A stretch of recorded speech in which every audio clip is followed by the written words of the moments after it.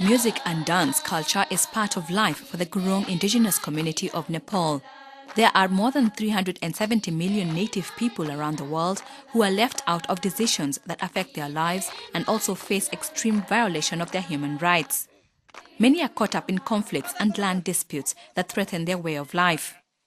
Since the early 80s, campaigners sought recognition for the special rights of native people, resulting in 2007 in the United Nations Declaration on the Rights of Indigenous Peoples. El proyecto ha sido aprobado.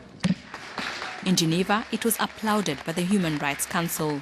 It was the focus of the Indigenous and Minority Fellowship Program run by the United Nations Human Rights Office every year in Geneva. Kim Gali, a 32-year-old journalist from the Gurung community of Nepal, was one of this year's fellows. It's the bitter experiences, and it is the denial to speak our languages also. Mr. Gale says that the Gurung, like many other indigenous groups, have a long list of grievances, including being denied the right to speak their native language.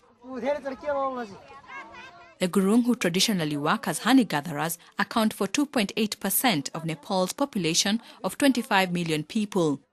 But they feel left out of the country's economic, political and cultural life.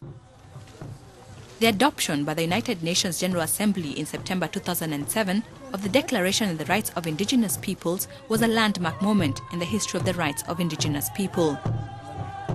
It's a kind of success for them, a big success for them. They've spent more than 20 years coming to the United Nations, talking about their issues, talking about their human rights, and this has been rewarded in a way by the General Assembly adopting the declaration in September 2007.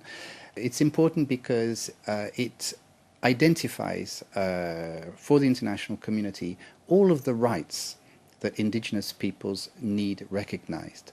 With the support of governments, the declaration will help indigenous people to preserve their ancestral territories, ethnic identities and cultural patterns. While it is a non-binding document, the declaration will have an impact when it becomes known and understood by indigenous people, governments, civil society and other groups. It is through engagement among these groups that the full benefits of the hard-won native rights will be realized. It's not something that is expected to have an immediate change.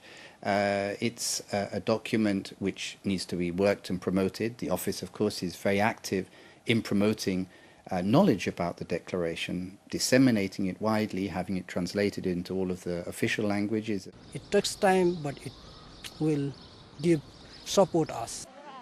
Indigenous groups know that change will not happen overnight, but it's on its way.